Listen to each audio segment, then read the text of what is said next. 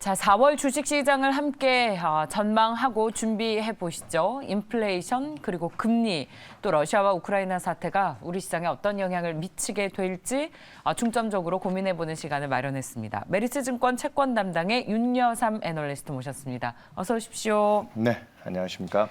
연준에서 공격적으로 금리 인상을 하겠다라는 것을 시장이 인지하기 시작한 것 같습니다. 네. 영향 어떨까요? 예, 이게 지금 작년 9월 달만 해도 올해 기준금리 올린다라는 점도표, 연준 인사들이 찍어놓은 자기네들의 컨센서스죠. 그 기대로 뭐 한 차례 정도 얘기했었어요. 근데 12월 달에 3차례로 올리더니 이번 3월 달에는 무려 7차례. 근데 최근 또 지난주에 파월 의장 발언이나 일부 뭐 세인트루이스의 블라드 총재 같이 그분이 요즘에 많이 또 주목받고 있죠. 올해 미국의 연방금리를 지금 한 번 올려서 3월 인상해서 0.5%짜리를 3%까지 네. 무려 250bp를 10차례에 가까운 인상이거든요. 25bp 단으로. 그래서 예. 그게 한 번에 가는 게, 그러니까 한 번에 25bp 가는 게 아니라 한 방에 50bp짜리도 뭐 특히나 5월, 6월 달에 시장에서 지금 선물금리나 선도금리 쪽에서 추정해서 반영하고 있는 수준은 올해에 한 70% 정도 확률로 지금 50bp짜리 인상을 각오해야 된다.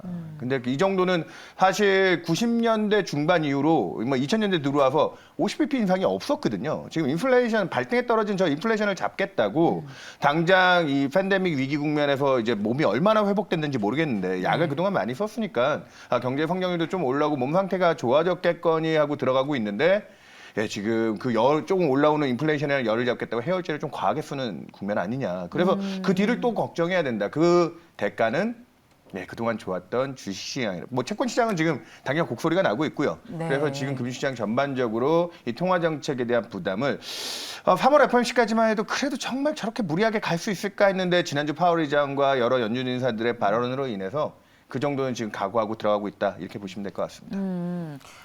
연준의 금리 인상으로 한국과 미국의 2년 미국 금리의 2년물이 역전이 됐어요. 역전이 됐습니다. 네. 이게 우려가 부각된 겁니까? 네네. 그러니까 우리는 작년 8월부터 부동산 때문에 선제적으로 금리 인상을 좀 먼저 해서 기준금리가 현재는 우리나라가 1.25%인데 근데 지금 미국 0.5% 3월 달에 인상하고 50bp짜리 한 방만 해도 네. 예, 그래도 지금 뭐 당장 5월 첫째 주에 있는 FOMC에서 미국하고 이제 금리 차가 많이 좁혀질 거고 그리고 그 속도로 우리도 이제 추가적인 인상이 남아있다고는 보고 있는데 근데 지금 최근에 우리나라는 1.75에서 2% 정도면 적정하지 않을까에 대한 거를 2월 말에 이주열 총재 이제 퇴임 전에 마지막 금통위에서 그 정도를 얘기했었는데 우리나라 기준금리 인상 기대도 미국 쪽에 좀 끌려가고는 있어요. 근데 미국 쪽이 워낙 빠르니까 그래서 혹자들은 그 걱정도 하시는 거예요. 미국이 우리보다 금리가 높아지고 있는데 더 매력도가 있는 미국 쪽에 최근에 달러도 강세 국면에 원달러 환율은 다시 오늘도 보시면 1220원대를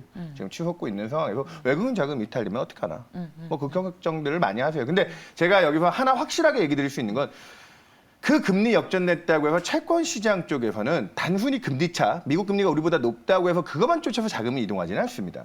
외환 시장에서 반대급부로 미래의 달러 가치를 반영하고 그 환해지라고 들어오는 외국인들은 금리차만큼의 외환 시장에서 받을 수 있는 베네핏이 있기 때문에 우리가 갖고 있는 건전성에 아주 큰 문제가 없다고 하면 자본 이탈 그 문제 하나만 가지고 금융시장에 큰 혼란이 오지는 않을 거예요. 원달러 환율이 지금 올라가는 부담은 미국 쪽에 대한 순수한 금리 반영의 리스크지 그리고 주식시장에서 그걸 걱정하는 주식시장의 외국인 매도가 많지 근본적인 자금 시장의 동요인 이것 때문에 그러니까 무슨 큰 소요나 혼란 우리나라는 IMF를 겪었잖아요. 네. 그러다 보니까 많은 분들이 그 외자 이탈에 대한 트라우마가 굉장히 그렇죠. 크셔서 두려움이 있죠. 금리 역전되면은 걱정을 많이 하시는데 제가 2000년대 이후에 한미 금리 역전됐던 경험이 3차례가 있거든요. 2000년과 2008년과 2018년. 그 3차례의 채권 시장 주도하에 외국인들의 자금 유탈이 그렇게 컸느냐 그러지는 않았습니다. 물론 그 시점들이 경기 적정을 형성하는 과정에서 미국이 우리보다 금리 인상을 좀 빨리 가는 국면에서 한국 경제가 미국 경제만큼의 탄력이 좋지 않다. 그게 오히려 역발상적으로 생각하면 사실 주식에는 그렇게 좋지 않을 수도 있어요. 네. 미국도 저렇게 유동성 환수하면서 전체적으로 긴축 환경에서 좋지 않은 분위기인데 우리는 미국만큼 경제 체력도 안 돼서 미국 금리 올리는 거를 쫓아가지도 못한다는 인식이 있을 수 있기 때문에 그런 시장에서 그런 관점에서 주시장은 조금 걱정을 해야 된다. 그런 부분 정도는 인정하겠습니다. 하지만 그 자금 이탈로 인한 큰 위기나 소요는 없다. 이 정도로 이해하시면 될 것 같습니다. 근데 뭐 외국인 자금이 이탈하는 것은 뭐 염두에 둬야 하는 것은 분명한 변수고. 그거는 이제 예. 주식시장에서 이제 조금 악재로 봐야 되고요. 채권 쪽은 외국인 쪽에 대한 노이즈는 좀 적다. 그러니까 이게 그러면 뭐 어떻게 봐야 되느냐? 네, 네. 그러니까 지금 주가의 탄력이라든지 뭐 조정에 대한 이유는 돼요. 하지만 이걸로 경제 위기나 침체 그러니까 지금이 약세장인 건 누구나 다 직감적으로 알고 있거든요. 네. 직감적으로 알고 있는데 아직은 뭐 이거를 침체 전제하에 완전히 판을 접겠다라고 할 정도의 환경은 아닌 정도로 그렇게 이해하시면 됩니다.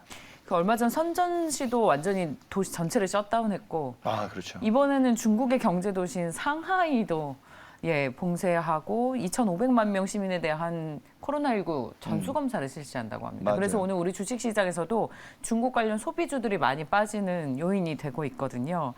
이런 것들 때문에 코로나19 걱정이 또 잠잠해진 듯 하다가도 다시 나오고 또 인플레이션, 스태그플레이션 이런 우려가 점점 더 강해지고 있는 것 같습니다. 자, 이 중국 봉쇄에 대한 우려는 우리 시장에 어떤 영향이 있을지 한국과 홍콩은 3월 정도가 이제 코로나 정점이 될 거라고 보고 있는데 중국은 오히려 코로나19가 이제 시작이다. 그럴 수도 있다는 의견도 나오고 있어요. 이걸 완전 무시 못할 것 같은데 채권 시장에서 어떻게 해석하고 계신지 궁금합니다. 사실 이 팬데믹 쪽은 전반적으로 이제 경제에 대한 악재 쪽 요인으로 보고 있기 때문에 안전선호 쪽에서 채권을 좀 지지해줘야 되지만 또 이게 중국 쪽 생산 라인에 타격을 준다든지 뭐 중국 소비가 좀 잡히는 부분에서의 악재 부분도 있지만 인플레이션을 또 유발할 수 있는 중국 공장들이 안 돌아간다라고 하면 지금 뭐 러시아 우크라이나 이슈도 있지만 자체적인 뭐 지금 막대한 유동성에 따르는 수요가 뒷받침되는 국면에서 공급 충격이 계속 들어온다고 하면 인플레이션 쪽에서 계속 자극은 있을 수 있어요. 그래서 중국 증시가 어느 정도 이번에 중국 정부가 금리 인하까지 실시해가면서 유동성 공급하고 바닥을 좀 치고 들어가는 국면이 아닐까 하는데 물리적으로 좀 안 좋은 국면의 악재이기 때문에 근데 이게 또 아이러니하게 인플레이션 쪽에 대한 텐션이기 때문에 중국 금리가 그동안 조금 인플레이션 부담이 적었을 때는 중국 금리는 전 세계 금리가 다 오를 때도 좀 흘러내리는 국면이었다가 지금 금리 인하도 해주고 있으니까. 네. 근데 최근에 중국 증시도 중국 금리도 글로벌 금리 따라서 올라가는 방향성을 놓고 보니 지금 이 재료는 채권 시장 관점에서도 경기 침체 쪽에 대한 우려 쪽보다는 일단은 물리적으로 이제 팬데믹에 대한 민감도는 많이 둔화가 됐는데 중국은 그동안 관리를 잘해오다가 우리랑 유사하죠. 그런 식으로 이제 후행적으로 좀 맞아요. 늘어나고 네. 그런 포효 과정은 겪겠지만 이게 아주 메인 이벤트라고 볼 정도는 아닐 것 같습니다. 다만 이제 인플레이션 쪽에 중국 쪽 악재 정도의 영향력으로 이게 글로벌 통화 정책에 또 그러니까 지금 핵심은 팬데믹이나 지정학적 리스크 쪽보다는 전에도 제가 한번 나왔을 때 유동성 환수에 좀 더 주목을 둬야 된다 했는데 그 게이지가 높아지는 쪽에 이것도 플러스 요인이거든요. 그쪽으로.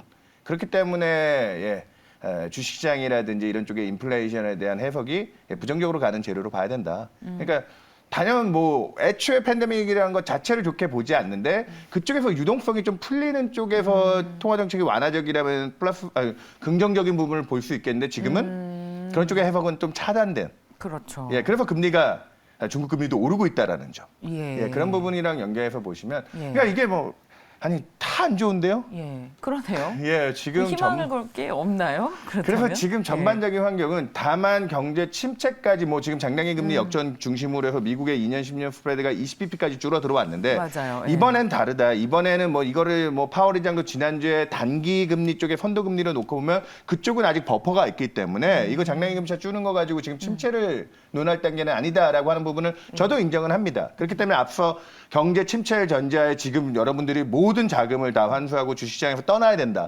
뭐 이럴 정도의 환경은 아니지만 제가 올해 매경 이 TV 출연할 때 계속 드렸던 말이 하나가 있어요. 지금도 똑같이 얘기 드릴게요. 예.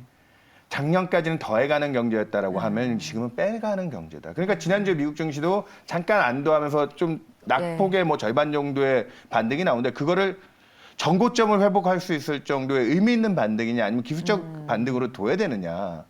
예, 저는 후자 쪽에 좀 가깝다. 그렇게 보고 있는 거죠. 아, 그래서 저희는 이제 최근 한 2주 동안 미국 증시 좋고 우리도 종목별로 테마가 굉장히 강해서 뭐 그 부분에서 그래도 좀 소위 재미를 보신 분들도 계실 텐데 그걸 보면서 저희도 이게 데드캣 바운스가 아닐까라는 질문을 계속 드렸었거든요.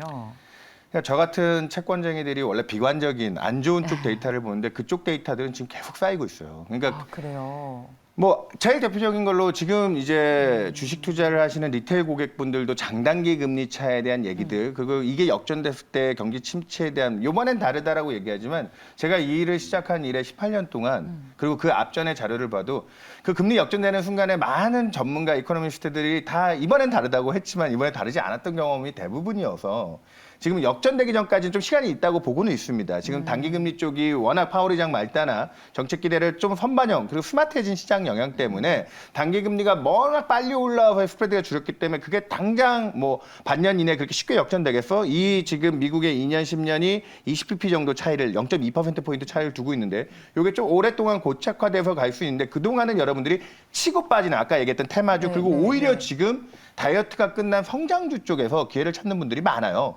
대여 지금 금리 정점이라든지 아직 받쳐주는 펀더멘탈 이슈 때문에 금융이나 에너지 주주가 지금 굉장히 세잖아요, 사실은.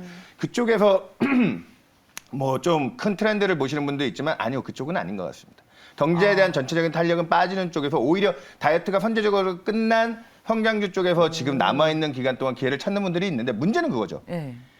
그러면 깔고 가서 지속적으로 한 지난 팬데믹 위기 국면 2년 동안 들고 가면 먹을 수 있는 장이었느냐. 추세적으로 고객들이 그러니까 지금도 물리신 고객들이 그 생각을 해요. 내가 버티면 본전 회복할 수 있지 않을까. 네. 지금은 그런 시장은 분명히 아니라는 거죠. 채권쟁이 같은 저 같은 사람이 놓고 봐도 뭐 데드캣 파운스 얘기하셨는데 지금 전체적인 트렌드는 흘러내리는 국면에서 이런 뭐 이런 말을 드리면 좀 그렇긴 하지만 희망회로 좋은 쪽 재료들 보면서 조금씩 반등하는 구간이 나오는데 그럴 때마다 그거를 미천 삼아서 기회를 줄여가는. 그래서 아, 그래요. 한 번의 회복은 아니다. 그러니까 그럼 언제쯤 큰 또 판이 바뀌고 기회가 들어오느냐? 제가 오늘자 저희 회사 제 자료에 써놨는데 예. 연준이 금리 인상 정점을 기록하고 평균적으로 인하로 돌아가는 사이클이 생각보다 길지 않아요. 금리 인상 끝나고 나면 어느 정도 호흡을 가지고 좀 인하까지 시간이 좀 존재하지 않을까 하는데 2차 대전 이후 평균적으로 연준 금리 인상이 끝나고 나서 인하로 돌아서는데 5개월 정도밖에 안 걸렸습니다. 기억하실지 모르겠지만 2018년 12월 달에 연준이 2.5%까지 금리 인상을 마지막 했을 때 그 다음 인하가 언제였느냐. 무역 분쟁이라는 악재가 있어서 그랬긴 했지만 2019년 7월 달부터 연속 3차례 정도 연준이 예방적으로 경제 침체는 아니지만 어려워지는 환경들을 방어하겠다고 그때도 불과 반년 만에 인하를 시작했거든요. 내년까지 분명히 연준의 시기에는 지금 미국의 기준금리를 2.5냐 3%냐 뭐 이런 식으로 윗단에 대한 기대들을 가져가고 있지만 그때까지는 시장이 이 허리띠를 쫄라매고 갈 수밖에 없는 환경인데 그게 그렇게 장기화돼서 그 금리 인상 끝나고 나서 오랜 시간을 견디지 않을 거라는 거죠. 그전까지는 위험 자산들이 어쩔 수 없이 불가피하게 다이어트를 해야 된다. 아, 그렇군요. 그러면 수익이 나시는 분들은 그때마다 수익 실현을 하고 주식 비중을 줄여가는 게 올 한 해 주식 시장에서는 현명한. 그래서 뭐 스타크래프트라는 게임을 하신 분들은 아시는데 네. 거기에 그 캐릭터 중에 벌처라고 있습니다. 한 번 쏘고 팍 빠지는 캐릭터가 네. 있어요. 아. 그래서 제가 작년부터 올해 시장은 이걸 잘 타야 네. 되는데 이 파도의 파고가 위쪽이 아닌 아래쪽으로 지금 내려가고 있는 파고다 보니까 조금 올라왔을 때 그때 그 레벨에서는 조금 위험 관리들을 해가는 편이 그리고 아까 물리신 분들이 이제 겨우 반회복했는데요. 이 하락 기조에서도 물타기가 있습니다. 그러니까 그게 그 물타기라는 게 네. 뭐 이렇게 좀 상승장에서 빠졌을 때 좀 타서 더 위를 기대하는 게 아니라 네. 내 수익을 보존해가는 과정의 그 물타기 그런 부분들을 좀 생각하시는 것도 이 약세장에서의 대응이 아닐까 그렇게 보고 있습니다. 아, 그래요? 자, 혹시 그 러시아와 우크라이나 종전 기대감 가지고 계세요? 주식시장 전망하실 때? 아까 지정학적 리스크는 네. 저번에도 제가 딱 방문했을 때 박사님께서 이 지정학적 리스크 제 메인으로 물어보셨는데 걸프전 이후 한 달 이상 끌고 간 적이 없다고 했는데 지금이 딱 그 한 달입니다. 지금 2월 24일에 발발됐으니까 딱 이제 한 달 정도 지났는데 예. 시장의 민감도는 뭐 아직까지는 유의미한 합의가 나오지는 않았기 때문에 계속 노력을 하고 있지만 지정학적 리스크 자체가 메인으로 금융시장에 미치는 민감도는 좀 낮아졌는데 2014년 크림반도 병합 때도 민스크 협약까지 1년이 걸렸다 그때 얘기 드렸는데 네. 그런 잔소요 기간은 있겠지만 지정학적 리스크가 완전 해소되면은 주식시장이 지금 이제 둔감해진 것 대비 유가가 지금 110불 이상 치솟은 WTI가 120불 근처죠. 90불 내외 정도까지는 이 전쟁 리스크로 올려놓은 부분이 되돌림이 가능하다라고 보고 있기 때문에 그것만 가지고 이제 봐도 지정학적 리스크 정도는 판단할 수 있지 않느냐 그렇게 얘기 드리겠습니다. 네. 마지막 질문 드리겠습니다. 이제 1분기 실적들도 나올 거고요. 우리 투자자분들 3월 달 정말 많이들 고생하셨는데 4월 중시는 어떤 이벤트에 주목을 하고 계시는지 윤여삼 팀장님의 고견을 좀 듣고 마무리 짓겠습니다. 여러분들은 종목이 중요하시죠. 사실은 거기서 이제 직접적인 투자 기회들을 찾으시는데 저희 같이 매크로 환경을 보는 사람은 지금 발등에 불은 인플레이션이기 때문에 지금 내 몸 상태 아까 어쩐지 모르지만 그 불부터 끄겠다라고 해서 지금 연준이 저렇게까지 무리해서 해열제를 쓰고 있기 때문에 이 상황에서는 뭔가 몸이 나중에 나빠질 부분은 분명히 걱정해야 됩니다. 그러니까 인플레이션이 언제 잡혔느냐부터 지금 저 긴축의 해열제를 중단할 수 있느냐를 결정하기 때문에 인플레이션 피크아웃이 지금 올라온 유가 상황에서도 지정학적 리스크가 더 텐션이 없다면 2분기에는 잡혀야 되거든요. 이 시점이 자꾸 딜레이 돼서 원래는 2월 달 정도를 고점으로 많이 봤는데 이게 한 4, 5월 정도에는 고점을 형성하지 않겠냐. 그때부터 지금 시장을 쥐고 있는 연준의 통화정책에 대한 압박이 풀리고 내년까지 연방금리는 올라갑니다. 미국의 기준금리 올라갑니다. 우리나라 기준금리도 거기에 끌려서 지금 2% 이상의 기준금리 가면 어떡하지를 걱정하고 있습니다. 이런 환경하에서 전체적으로 돈을 벌기 힘든다는 건 다 인정을 하실 거고 내년 그래서 큰 기회는 내년 오히려 연준이 금리 인상을 끝냈다라고 하는 시점부터 찾아야 되고요. 그 전까지는 이 인플레이션 정점을 확인하고 그 뒤에 오는 이제 이 안 좋아진 약 기운 때문에 안 좋아진 또 역의 약 기운이잖아요. 지금 해열제라는. 네. 그 약 기운에 좀 최악해진 몸 상태를 점검하는 과정이 지금은 제일 중요한 포인트가 아닐까. 그래서 올해는 한 번 더 얘기 드리지만 리스크 에셋을 투자하시는 주식 시장에 계신 분들은 무리하지 말자. 예, 그렇게 얘기 드리겠습니다. 아유, 잘 알겠습니다. 네. 자, 저희 오늘도 큰 도움을 받았습니다. 메리츠 증권 채권 담당의 윤여삼 애널리스트였습니다. 고맙습니다. 네, 감사합니다.